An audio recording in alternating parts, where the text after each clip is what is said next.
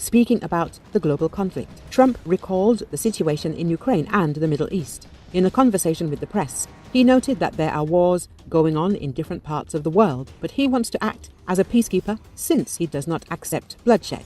According to him, many people have already died as a result of the war in Ukraine and the Middle East, and the time has come to stop this conflict.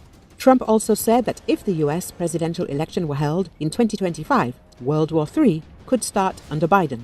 However, he is convinced that this will not happen if he is president. Trump also thanked Saudi Arabia for hosting the meeting between the US and Russia, but called Volodymyr Zelensky a successful comedian and a dictator without elections. Recently, an image of Trump with a crown on his head appeared on the White House website, along with the caption, "Long live the King."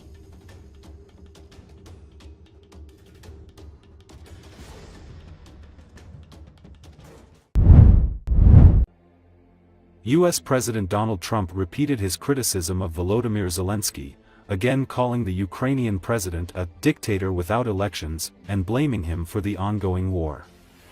Zelensky was elected in 2019.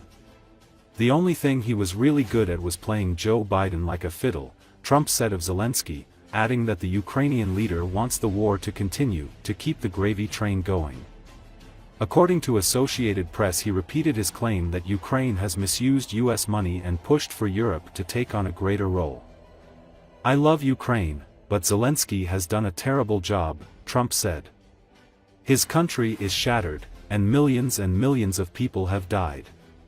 Trump's assessment is at odds with the prevailing sentiment in the aftermath of Russia's 2022 invasion, when Ukrainian battlefield successes and Zelensky's leadership were sources of inspiration in the West. Take a look at the death in the Middle East and the death that's taking place between Russia and Ukraine. It's been going on, and we're going to end it.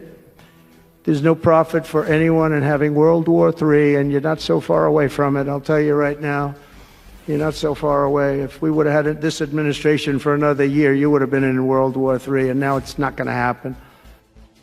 There are a lot of people are calling, a lot of car companies are calling. They called me, three of the majors, they called and they said, we're looking all over the place, we want to be there.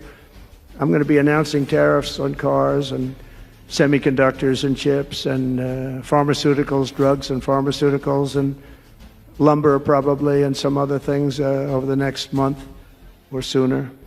And it's going to have a big impact on America. We're bringing our businesses back. If they don't make their product in America, then they have to pay a tariff. But if they do make their product in America, they don't have to pay any tariff, which will it's all going to bring trillions of dollars into our treasury, or it's going to mean that there won't be any taxes because we won't have a fair base. But think of it, a modestly successful comedian, President Zelensky, talked the United States of America into spending $350 billion to go into a war that basically couldn't be won, that never had to start and never would have started if I was president, not even a chance, and it didn't start for 4 years. He refuses to have elections, is low in the real Ukrainian polls. I mean, how can you be high with every city is being demolished? It's hard to be high. Somebody said, oh no, his polls are good, give me a break. Every city is being demolished. They look like a demolition site, every single one of them. And the only thing he was really good at was playing Joe Biden like a fiddle. He played him like a fiddle. That's an expression we use, yes, sir, to say that he's pretty easy. A dictator without elections. Zelensky better move fast or he's not going to have a country left. Got to move fast because that war is going in the wrong direction. In the meantime, we're successfully negotiating an end to the war with Russia. Something I'll admit that only Trump is going to be able to do in the Trump administration. We're going to be able to do it. I think Putin even admitted that. Biden never tried.